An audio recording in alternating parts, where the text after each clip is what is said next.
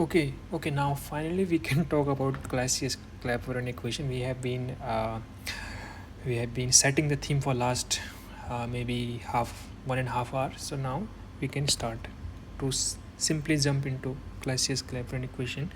So we have one of the Maxwell relation, right? From Maxwell relation, we have del S by del V at constant temperature is equal to del P by del T at constant volume. ठीक है. So we are going to use this relation especially to derive the Clausius-Clapeyron equation. So for that, imagine a cylinder containing a liquid in equilibrium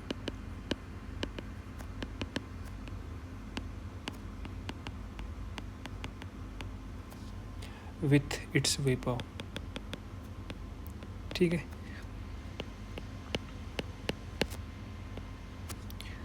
and we know what do you mean by this thing है, because हमने इसके बारे में बहुत सारी चर्चाएं कर ली हैं. So what does it mean कि rather we should have written here a closed cylinder. Imagine a closed cylinder. Sorry. Closed cylinder containing a liquid and that is in equilibrium with its vapor. सो यहाँ पर वही equilibrium की हम बात कर रहे हैं, डायनेमिक इक्विलिब्रियम, जहाँ पर rate of evaporation is equal to rate of condensation. Okay. So ये है पूरी बात.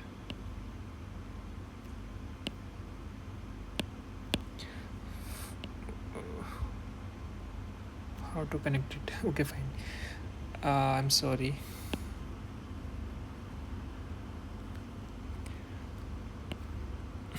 आई have very bad hands in designing. Okay, ये टेढ़ा वाला सिलेंडर ले लेते हैं. ठीक है. कुछ यहाँ पर वाटर भी है, कुछ वाटर मॉलिक्यूल्स के साथ साथ यहाँ पर वेपर मॉलिक्यूल्स भी हैं. सो लेट्स अज्यूम दैट जो ये स्ट्रेट लाइन से ये वाटर को डिनोट कर रहा है और जो dotted line say that is representing the vapour. Okay. So of course जब इक्विलिब्रियम पे हैं तो प्रेशर कौन सा प्रेशर होगा यहाँ पे? Pressure is SVP. I'm writing in the short form, but you should write saturated vapor pressure, and which is function of temperature only.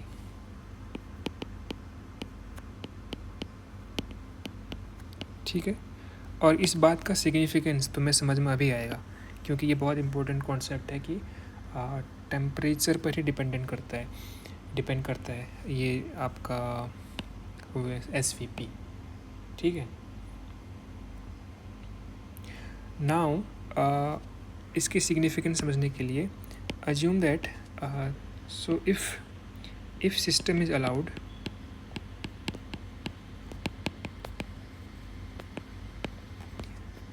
to expand at a fixed temperature,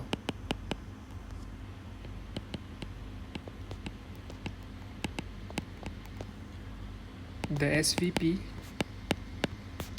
remain constant. ये है significance इसका. मतलब system को अगर हम replace करें जो हमने पहले सिस्टम लिए हुए थे, let me go quickly there and copy that cylinder because I don't want to make it again because I have to give a lot of time to make it again. हाँ, ये वाला ले लें क्या? इससे बेहतर बनाया था ये. कहाँ ये वाला बनाया था ना. गुड. सो हियर तो इसका मतलब ये है कि अगर सिस्टम को हम एक्सपेंड कर सकें, ठीक है, इसके वॉल्यूम को अगर हम बढ़ाएं, तो यानी कि जो ये वाला पिस्टन है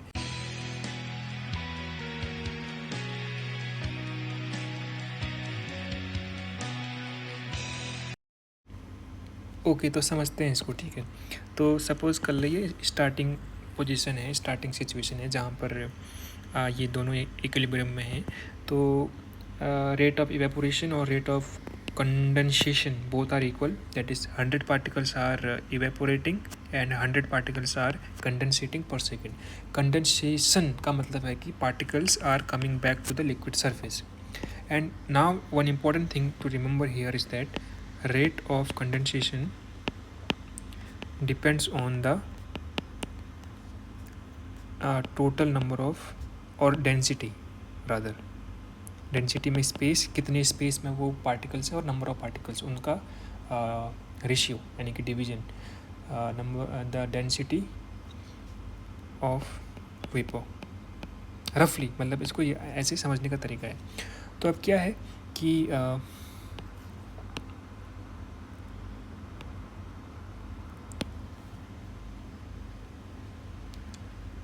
तो जैसे ही इसका अब हमने वॉल्यूम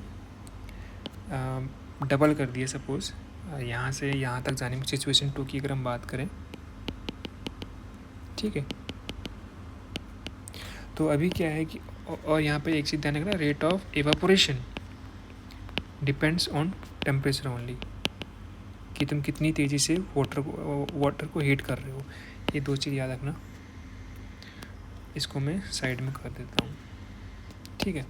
तो अगर मैंने वॉल्यूम को डबल कर दिया, तो वॉल्यूम को डबल करने से क्या होगा, फ़ायदा क्या डिफरेंसेस आएंगे। रेट ऑफ एवापोरेशन तो इतना ही रहेगा क्योंकि टेम्परेचर फिक्स्ड है। Rate of evaporation is still number of 100 particles are evaporating per second, but rate of condensation में कुछ फ़र्क होगा टेम्परेरली, क्योंकि अभी इनके पास डेंसिटी इसकी घट गई है ना, क्योंकि स्पेस बढ़ गया है और नंबर ऑफ पार्टिकल्स उतने ही जा रहे थे, तो डेंसिटी घट गई है। तो इससे पहले मैं लिखूँगा since density rho has, okay let me right density only, since density has decreased thus rate of condensation will decrease temporarily.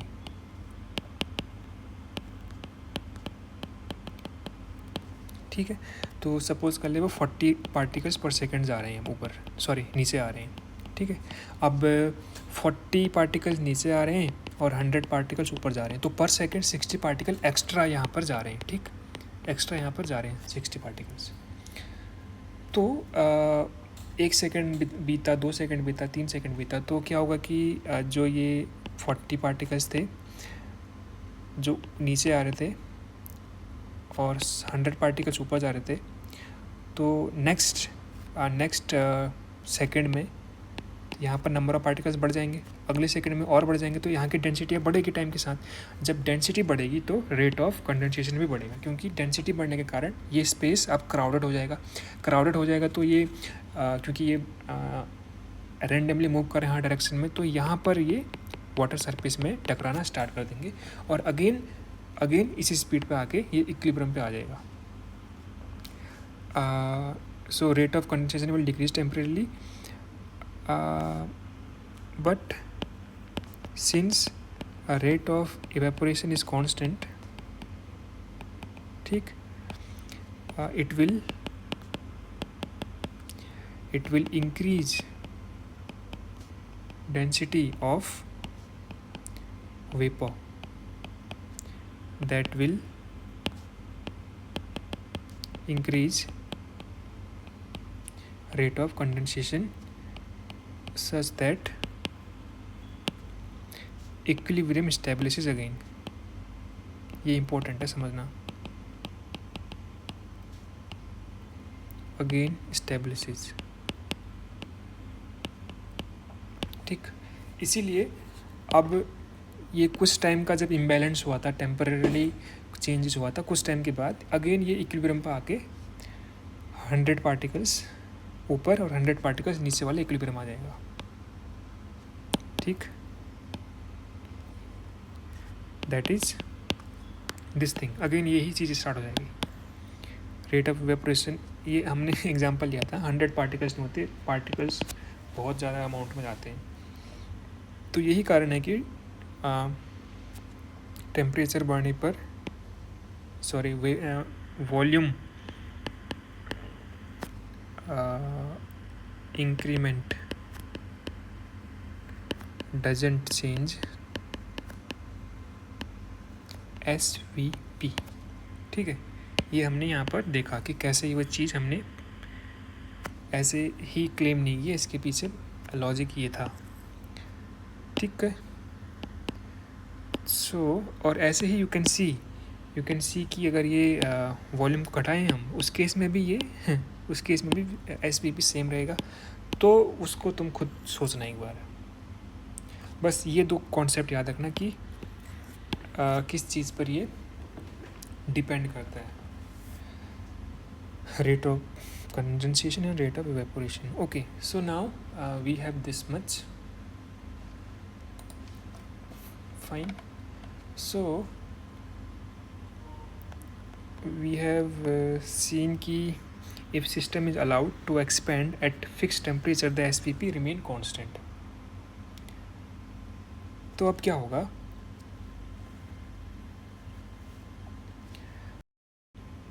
तो जो मैंने बात ये पूरी यहाँ पर समझाई ना, ये वाली बात, वही चीज़ मैंने यहाँ पे लिख दी कि due to increment in volume, जो हमने उसके वॉल्यूम को, पूरे सिस्टम के वॉल्यूम को, हाँ अभी सिस्टम क्या है हमारा, लिक्विड और वेपर, तो due to increment in volume an imbalance will result in additional liquid to evaporate. ठीक है, एडिशनल लिक्विड को इवेपोरेट होना पड़ेगा ताकि उसका जो उसकी जो डेंसिटी है ऊपर बढ़ सके। डेंसिटी बढ़ेगी तो उसके बाद ही वो रेट ऑफ कंडेंसेशन बढ़ेगा। तो ये जो प्रोसेस है, this is the moment due to increment in the volume additional liquid to evaporate. अब जो एडिशनल लिक्विड इवेपोरेट होगा, वो लिक्विड को इवेपोरेट होने में वही प्रोसीजर है ना जहाँ पे इस पूरा फेज चेंज हो रहा है। ठीक है, वही मोमेंट है जहाँ पे फेज चेंज हो रहा है, तो उसको हीट लगेगी, और ये हीट जो है वो लेटेंट हीट लगेगी, बिकॉज यहाँ पर टेम्परेचर फिक्स्ड है, राइट। और वो लेटेंट हीट इसी सिस्टम के अंदर से वो लेटेंट हीट आएगी। और सपोज कर लो कि हम यहाँ पर जो okay, so the heat then heat exchange is nothing but dQ is equal to, मैं इन्फिनिटेसिमल हीट ले रहा हूँ, dQ equal to L times dm। Suppose जो मास था उसका dm मास था, जितना वो इवेपोरेट हुआ। ठीक है, अब यहाँ पर जो L है वो थोड़ा सा स्पेसिफिक है, latent heat of evaporation per unit mass, ये यूनिट मास के लिए है। ठीक, लेकिन मैं इसको जो dm अमाउंट ऑफ हीट है, इसको मैं थोड़ा आगे भी समझाऊंगा। तो अब हम देखना चाहते हैं कि कितना वॉल्यूम चेंज हुआ। ठीक है, वॉल्यूम चेंज, क्या लगता है कितना वॉल्यूम चेंज हुआ होगा? पूरे सिस्टम की बात कर रहे हैं हम, तो वॉल्यूम चेंज होगा V वेपर, स्मॉल v बना रहा हूँ मैं, समझाऊंगा इसका क्या मतलब है। V vapour minus V liquid, क्योंकि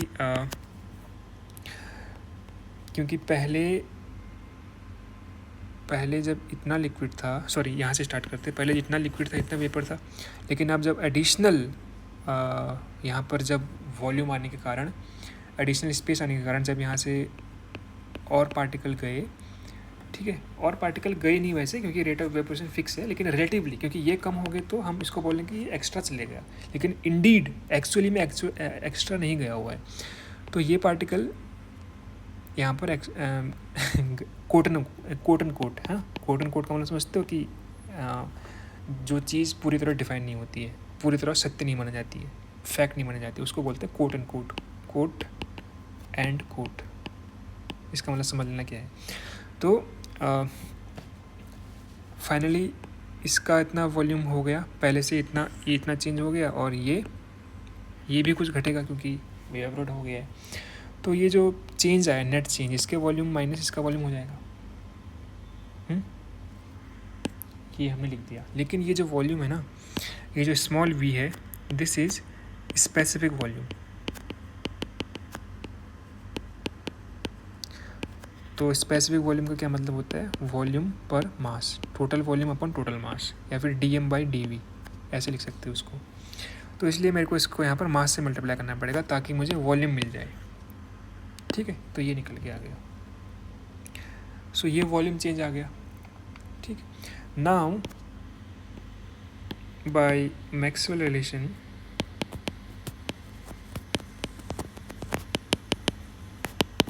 we know that del Q by del V at constant temperature was equal to T times del P by del T at constant volume. If you multiply both side, okay, I have already multiplied. हमारा equation क्या था? ये था bye the वे, तो मैंने पहले ही multiply करके लिख दिया result. So before that you need to write this and then it comes like this, multiplying both sides with temperature.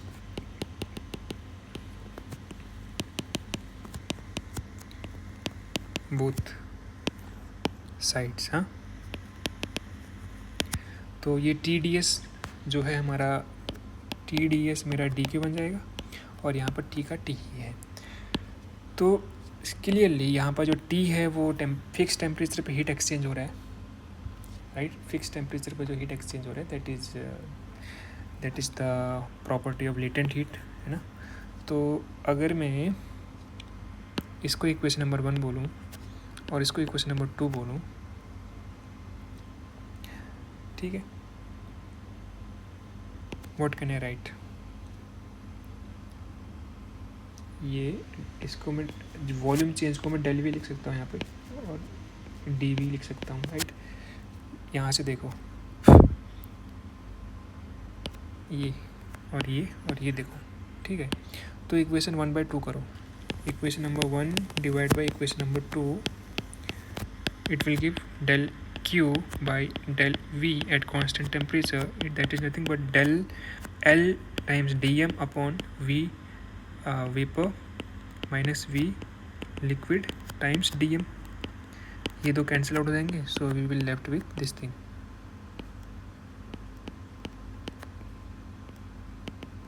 ये निकल के आ गया। If you compare this equation and this equation, equation number 3 and 4, compare 3 and 4, you will get T times del P by del T at constant volume is nothing but L upon V. Again this is making a small v,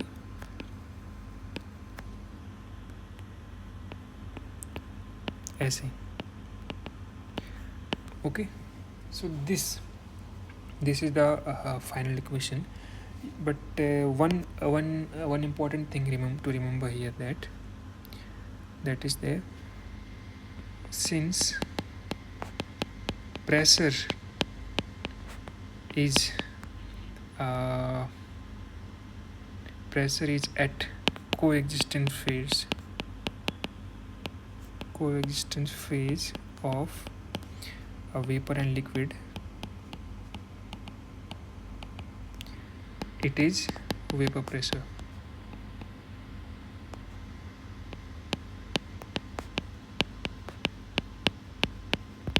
और इसके कारण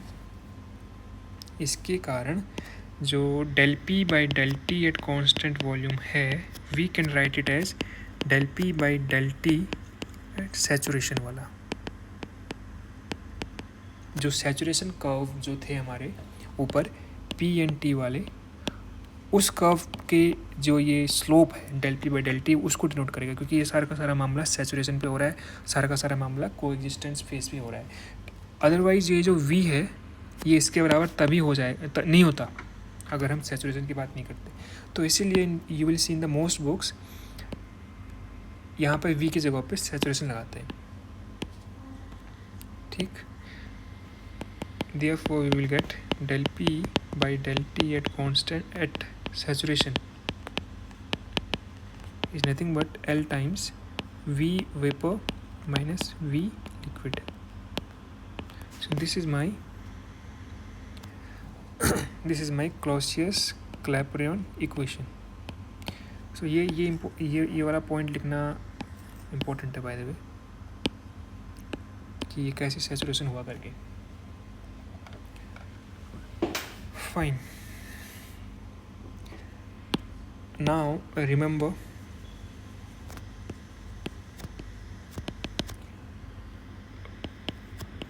this equation gives the rate at vapor pressure or SVP, saturated vapor pressure, must change with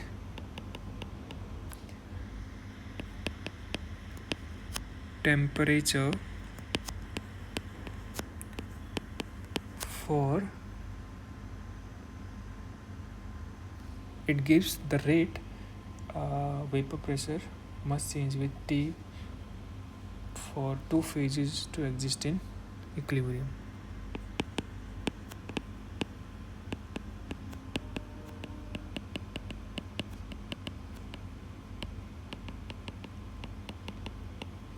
दूसरा,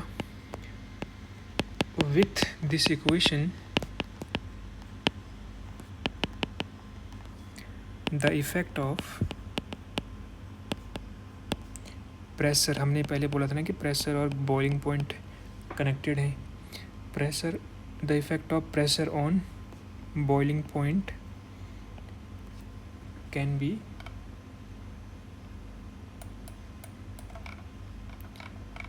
investigated.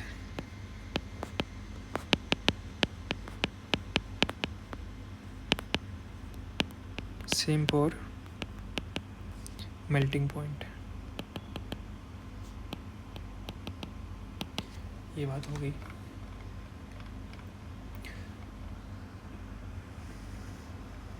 Fine.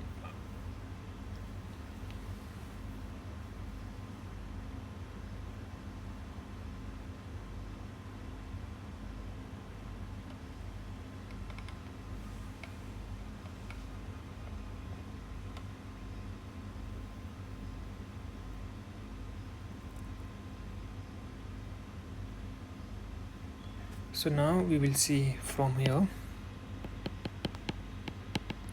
effect of pressure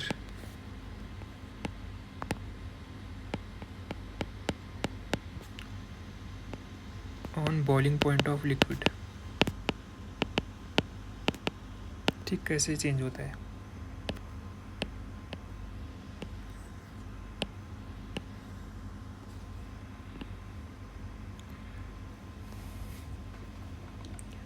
so boiling point का क्या मतलब हो गया कि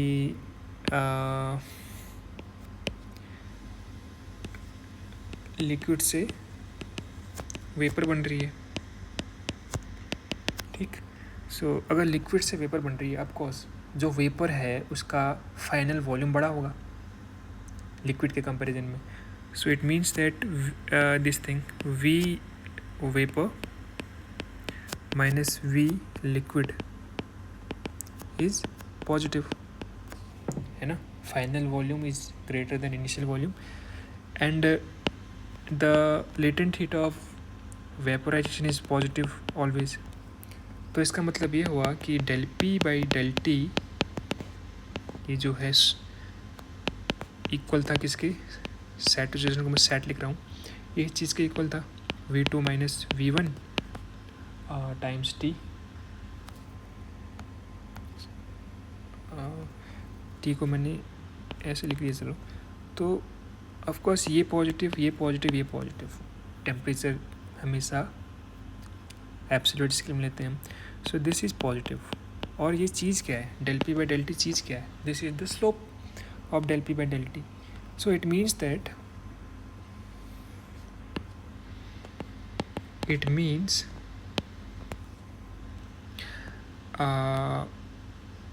del P by del T positive का क्या मतलब ये समझाना चाह रहा हूँ मैं. del P by del T positive, it implies that, it means that boiling point will increase as pressure increases. क्यों?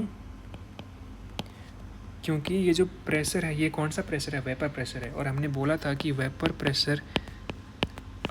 प्रेशर अगर एटमॉस्फेरिक प्रेशर के बराबर हो जाए तो तभी हमारा लिक्विड बॉईल करता है. तो अगर ये बॉइलिंग ये पॉजिटिव है तो इसको भी बढ़ना पड़ेगा. मतलब ये वाला पॉजिटिव है तो वाला भी पॉजिटिव होना पड़ेगा, तभी इन दोनों का रेशियो पॉजिटिव होगा. अगर ये बढ़ा तो इसको भी बढ़ना पड़ेगा. यानी कि अगर वेपर प्रेशर बढ़ा तो इसको टेम्परेचर को भी बढ़ना पड़ेगा उस टेम्परेचर को मीट करने के लिए जिस टेम्परेचर पे बॉइलिंग होगी. तो इसीलिए ये चीज़ पॉजिटिव है और ये क्लेम के लिए राइट है. ओके, सो इसका मतलब ये है कि boiling point increases as pressure increases. ये हमने पहले भी देखा था एग्जाम्पल में, जहाँ पर हमने सी लेवल और माउंट एवरेस्ट की बात की थी. और ये जो फिनोमिना है, this is called elevation of boiling point. So ये इवेपोरेशन की बात होगी, बॉइलिंग पॉइंट की बात होगी. अगर हम देखें effect of pressure on melting point of a solid, ठीक. और यहाँ पर एक और चीज़ तुम देख सकते हो कि ये स्लोप पॉजिटिव है. और हमने जब पीटी डायग्राम्स बनाया था तो ये वाला सब्लिमेशन का था, ये वाला वेपराइजेशन का. तो हमने बोला था कि ये हमेशा, ये दोनों प्लॉट, ये वाले और ये वाले, सब्लिमेशन और वेपराइजेशन दोनों का स्लोप हमेशा पॉजिटिव होता है. तो इसीलिए हमने देख लिया कि सब्लिमेशन का वेपराइजेशन का प्लॉट पॉजिटिव है भी, सबके लिए पॉजिटिव है. अब लेकिन अब जो ये आया मेल्टिंग वाला, ये थोड़ा गड़बड़ करता है. Okay, so here we have two options. जो V2 माइनस V जो फाइनल स्टेट है हाँ, यहाँ पर फाइनल स्टेट क्या क्या होगा? मेल्टिंग पॉइंट है, सॉलिड से लिक्विड बन रहा है, तो V लिक्विड फाइनल है और V सॉलिड इनिशियल है. V solid and V liquid अगर पॉजिटिव है तो एक केस बन सकता है, केस 1, और केस 2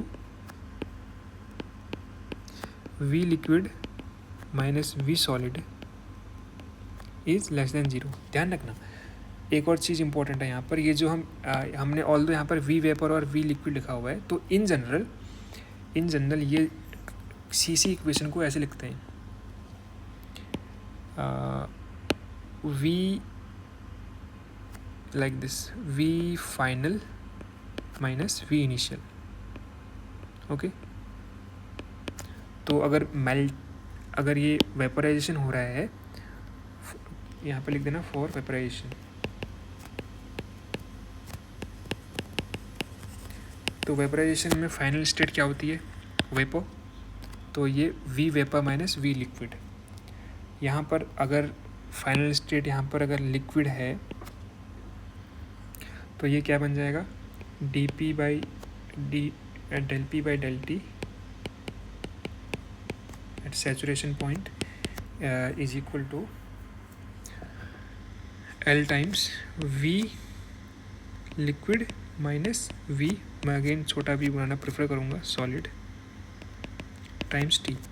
ठीक, अगर ये नेगेटिव, अगर ये पॉजिटिव है तो ये भी पॉजिटिव और ये भी पॉजिटिव, तो ऑफकोर्स ये वाली पूरी की पूरी क्वांटिटी पॉजिटिव हो जाएगी. फाइन. तो यहाँ पर कर्व का स्लोप पॉजिटिव होगा, और इसका मतलब ये है, अगर कर्व का प्लॉट पॉजिटिव है, इसका मतलब ये होगा कि मेल्टिंग पॉइंट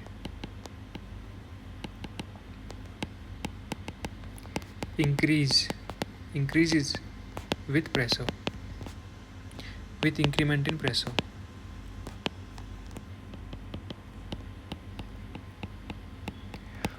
और but there are cases when ये चीज़ उल्टी होती है, वॉल्यूम बढ़ने की बजाय घटता है.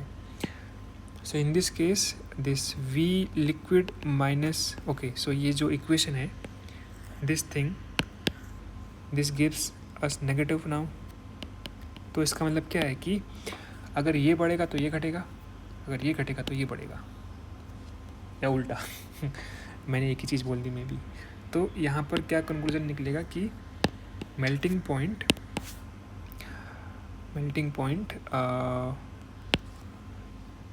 डिक्रीजेस, हाँ, melting point decreases with increment in pressure.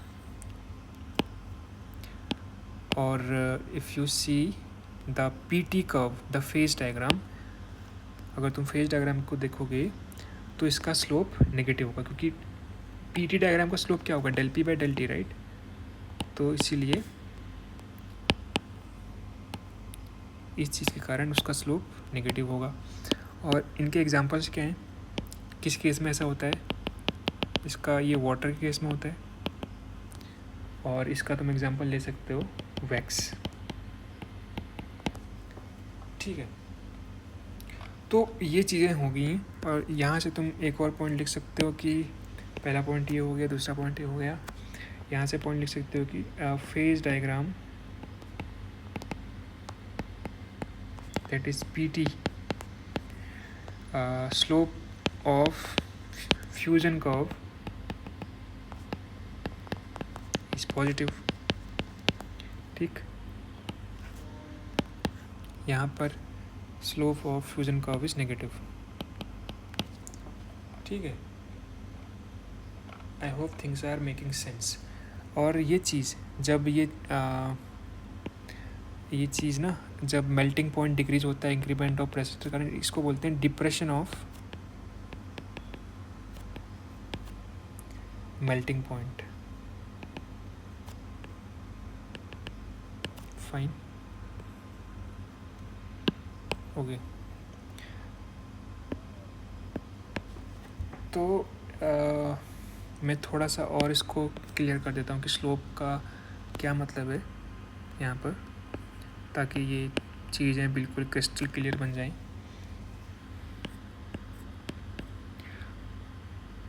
और हो सकता है कि तुम्हें थोड़ी चीज़ें अभी एब्स्ट्रैक्ट लग रही हो, बट एग्जांपल्स के साथ समझ में आ जाएगा।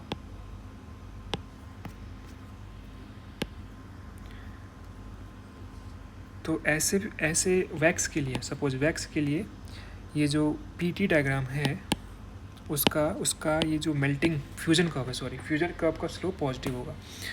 तो इसका मतलब ये वाला जो पार्ट है डायग्राम का, सॉरी ये तो पूरा ही कट हो गया, ये वाला फ्यूजन कर्व जो होगा उसका स्लोप पॉजिटिव होगा। इसका मतलब ये ऐसे जाएगा, पॉजिटिव स्लोप, और ये चीज़ जो है इसका नेगेटिव होगा, तो ऐसे जाएगा। स्लोप पढ़ा था ना बचपन में, ये फ्यूजन कर्व, ये डिफरेंस है। और दोनों के लिए ये वाली चीज़ का स्लोप पॉजिटिव होगा, ऐसे। और ध्यान रखना, हालांकि हमने मेल्टिंग पॉइंट की बात की और वेपर लिक्विड वेपर की बात की, ऐसे ही हम सॉलिड वेपर की भी बात कर सकते हैं। सब्लिमेशन कर्व का भी स्लोप पॉजिटिव होता है, क्योंकि ये वाली चीज़ पॉजिटिव होती है, उसमें फाइनल वॉल्यूम और इनिशियल वॉल्यूम पॉजिटिव होती है। तो we can talk about that also, but you can do it yourself. और उसमें भी ये वाला ट्रेंड फॉलो होगा कि it means that this thing on increment in pressure, ये वाला उसको क्या बोलेंगे by the way, boiling point हो गया और मेल्टिंग पॉइंट हो गया, सब्लिमेशन पॉइंट, वट वो भी इंक्रीज होगा as temperature increases, sorry as pressure increases, I am sorry. Okay, so I think this is all about Clausius equation. But देखो, जब तुम्हें पीछे के कॉन्सेप्ट बड़े क्लियर होते हैं ना, तो यहाँ पे देखो हमने इसको 2 मिनट में ड्राइव कर लिया। अगर मैं इसको स्टार्टिंग में ड्राइव करना स्टार्ट कर देता तो I think you wouldn't have understood in this clarity. But I don't know कितनी क्लैरिटी तुम्हें आई। I think you should put in the chat box कि how much you are getting, and if you have somewhere throughout the video, if you have doubt at some point, you can time stamp on the comment box also. but I think I have made all these things clear as much I could have. Okay, so in the next we will do some very interesting example where you will realize कि इसकी importance क्या है. क्योंकि देखो ना, अभी तो तुम्हें लग रहा होगा कि ये जो सी सी इक्वेशन है ये जस्ट स्लोप बता रही है हमें, राइट, क्योंकि del P by del T is dealing with slope. But you will see soon, you will realise कि यू विल रियलाइज़ कि ये जो डिफरेंशियल इक्वेशन है इसका यूज़ करके हम change in melting point with respect to pressure and change in boiling point with respect to pressure भी निकाल सकते हैं. So this is why CC equation is important to understanding the coexistent curve in the phase diagram, right? Okay, मैं उसको भी लिख देता हूँ so that पूरा for the sake of completion. हाँ, so significance क्या है CC equation का? CC equation ऐसे मत लिखना एग्जाम में. CC equation I am just doing it for my convenience. CC equation is important to understand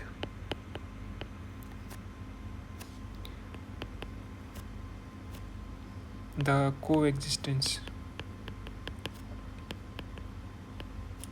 curves. coexistence curve को क्या बोलते हैं वैसे? saturation curves, जहाँ पे दो phases exist करती हैं. coexistence curves in phase diagram.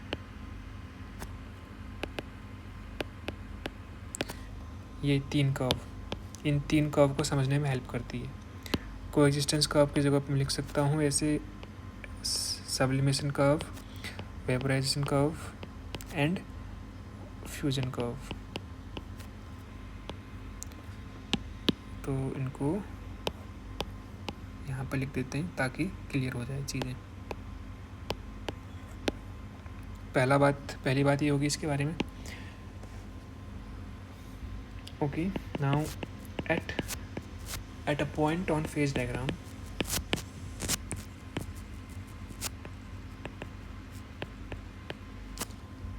except और phase diagram का मतलब है कि at a point on this coexistence curve.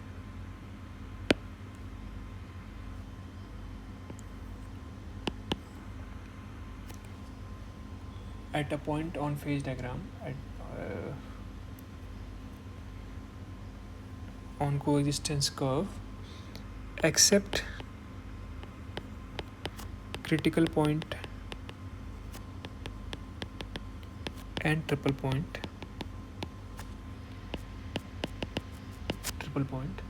system, इन दोनों पॉइंट को छोड़ करके system is in two coexistent phases. ये हमने पहले ही बात करी थी. Coexisting phases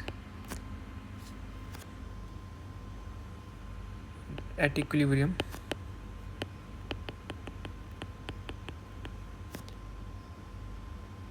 and each phase with same PNT. इसका मीनिंग ये है कि इन दो पॉइंट को छोड़ करके यहाँ पर क्रिटिकल पॉइंट आता है, मैंने बनाया नहीं, but let's say this is critical point. इन दो पॉइंट को छोड़ करके इन कर्व्स में, इन तीनों कर्व्स में अगर तुम कहीं पर भी हो वहाँ पर दो फेज एग्जिस्ट करेंगे और दोनों फेज का, सपोज मैं इस वाले कर्व में सब्लिमेशन कर्व में हूँ सॉलिड और वेपर का, उन दोनों का, सॉलिड का भी प्रेशर टेम्परेचर सेम रहेगा as the pressure of vapour. यही तो इसका मतलब कि इक्विलिब्रियम का ये मतलब भी है.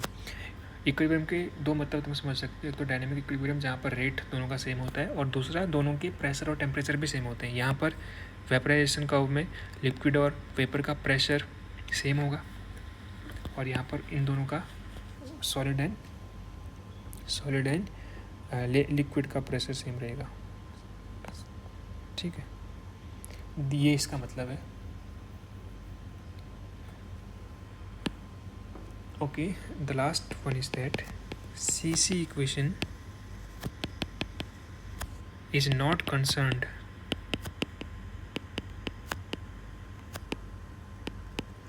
about the coordinate of a point on the coexistence curve. उसके कोऑर्डिनेट्स की बात नहीं करती है ये कि उस कोऑर्डिनेट पे क्या प्रेशर और टेम्परेचर है, इक्वेशन की बात कर रहे हैं। हाँ, हालांकि हम उस इक्वेशन का यूज़ करेंगे। Rather it is concerned about the slope at a point on the coexistence curve।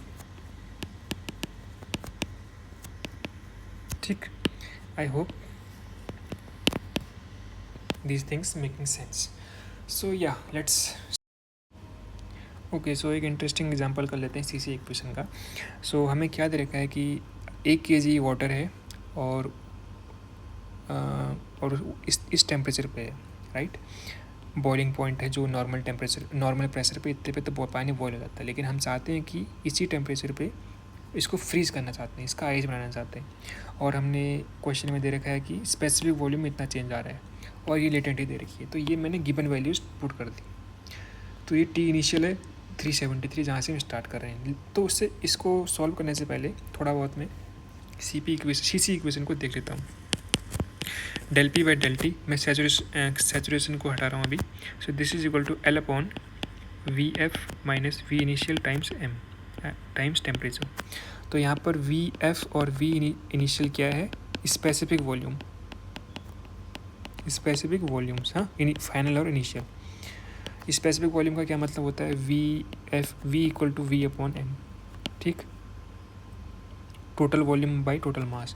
तो इसका मतलब ये है कि कभी क्वेश्चन में अगर टोटल मास और टोटल वॉल्यूम दे रखा है तो ये इक्वेशन ऐसे चेंज हो जाएगी।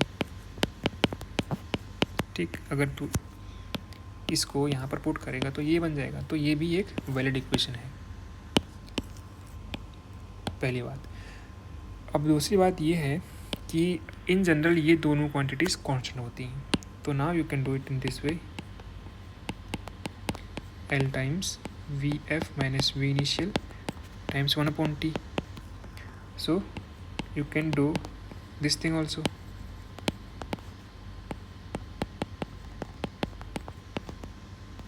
Sorry, dt। So now since there is no other temperature constant है तो मैं डेल्टा को d बना सकता हूँ।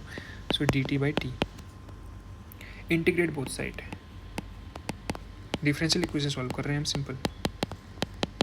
ठीक है, dt by t। Now you need limits, p initial p final, t initial t final. बस ये इक्वेशन यूज़ करनी है, you can get the answer any question of this type of problem. ठीक, अगर तू इस क्वेश्चन को रीड करेगा ना, इस क्वेश्चन को अगर तू रीड करेगा तो तुझे टी इनिशियल तो दे रखा है कि तुझे फ्रीज करना है, कहाँ तक जाना है। नो, ये टी इनिशियल नहीं है, ये, हाँ सॉरी, ये टी इनिशियल है। यहाँ से हमने स्टार्ट किया है और कहाँ तक जाना है तुझे पता है कि कहाँ तक जाना है, फ्रीजिंग पॉइंट तक जाना है। तो फ्रीजिंग पॉइंट कितना होता है, टी फाइनल कितना होता है 273 केल्विन, लेकिन प्रेशर भी लिखना पड़ेगा हमें 1 atm, that is 1.01 into 10⁵ pascal. सारे के सारे यूनिट्स ऐसा यूनिट्स हैं, तो इसलिए हमें इसको भी पास्कल में लिखना पड़ेगा। तो ऐसे हमें क्वेश्चन में दिया नहीं होगा इन जनरल टी फाइनल और पी फाइनल, और हमें चाहिए क्या, पी इनिशियल, ये हमें चाहिए। तो इस तरीके से अगर तू क्या चाहिए और क्या गिवन है, अगर तू यहाँ पर पुट कर सकता है तो you can do this question easily. So ये राइट हैंड का इंटीग्रल ये आ जाएगा और लेफ्ट हैंड का तो ये है ही कांस्टेंट वैल्यू, और ये कितना आ जाएगा ln T final minus T initial, T final by T initial. So if you put this value here, P final कितना है 1 atm, so 1.01 into 10⁵ minus P initial equal to, अगर तो ये वैल्यू निकाल के देखे, आई डोंट नो कितना आएगा। So let's call it as of alpha, और ये ln टी एफ कितना है हमारा 273 और टी आई कितना है हमारा 373, ये आ जाएगा। So from here P I is nothing but this number minus this number, okay। तो इतना प्रेशर अगर मैं लगाऊं अपने सिस्टम में तो वो पानी फ्रीज हो जाएगा। कैन यू इमेजिन कितना ज़बरदस्त कॉन्सेप्ट है। 100 डिग्री वाला पानी भी तुम्हारा बर्फ़ बन जाएगा इतने प्रेशर लगाने पे। आई डोंट नो कितनी वैल्यू आएगी। लेट्स कैलकुलेट करें क्या। मुझे तो आलस आ रहा है। ओके अल्फ़ा निकाल लेते हैं पहले। अल्फ़ा की वैल्यू में L is what 3.36 into 10 power 5 और change in the specific volume वो कितना आ रहा है, वो कितना गिवन है, it is 91 times 10 power -6। Okay let's calculate this value कि ये कितनी आ रही है।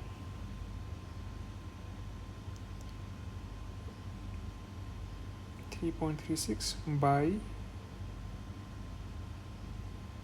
91 so this is coming as 0.0369 into 10 power 11 क्योंकि 6 ऊपर जाएगा तो 11 बन जाएगा, तो इसको साइंटिफिक यूनिट में लिखेंगे तो 3.69 इंटू 10 पावर 9। ठीक है। और ये सारे का सारा सारा ऐसा यूनिट में आ रहा है। ठीक है। सो अगर if you put this thing here 1.01 into 10 power 5 minus this number, और ये जो लॉग वाला थिंग है इसको भी अगर आप पुट करो यहाँ पर ln 273/373। सो ऑफकोर्स ये नेगेटिव तो आएगा ही पहले, तो ये कितना आ रहा है हमारा 0.3121 ऐसे कुछ आ रहा है। इसको मल्टीप्लाई करना है हमें 3.69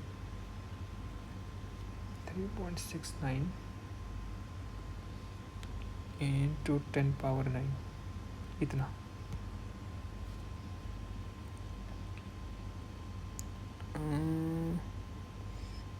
वेट 3.69 इंटू 10 पावर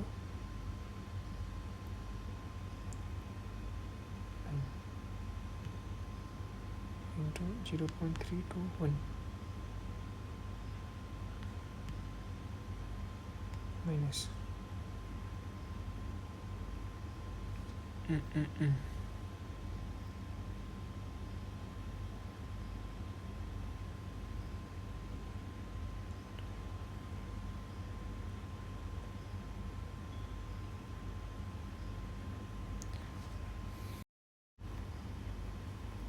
फाइंड कर ले तो it will become easier. Okay so okay if you see हमें जो ये VF माइनस V इनिशियल दे रखा है, ये थोड़ा सा यहाँ पर एक मिस्टेक हो सकती है कि हमें बोला है कि temperature sorry volume change, specific volume change. If you read the question what this thing change in specific volume when 1 kg of water freezes is this thing, right?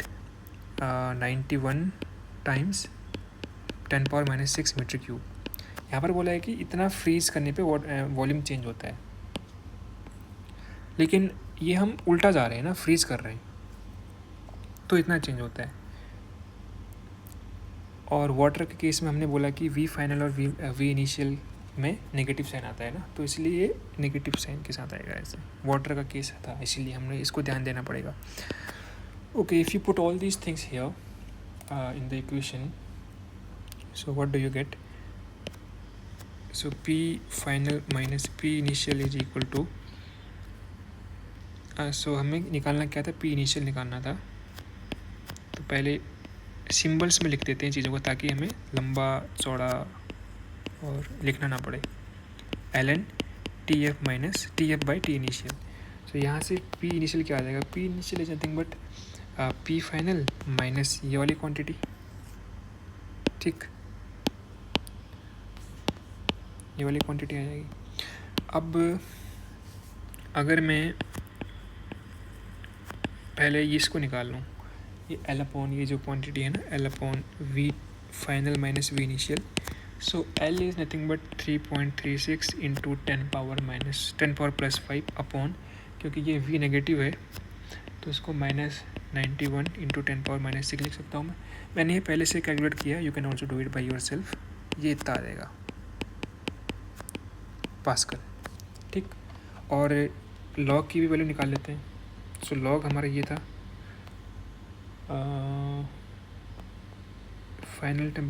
Final pressure कितना है, टेम्परेचर कितना है हमारा 273,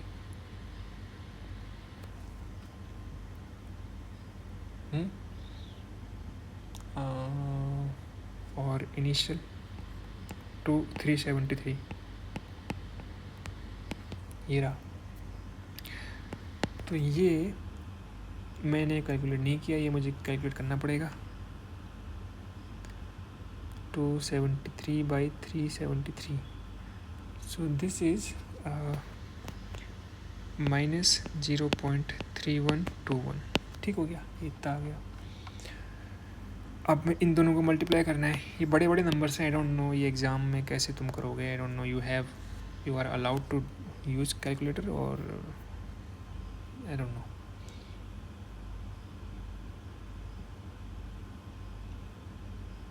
तो ये value आती है तुम्हारी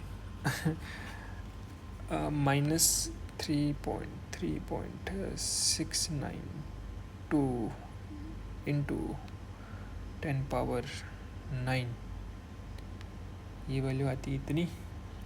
और इसमें हमें ऐड करना है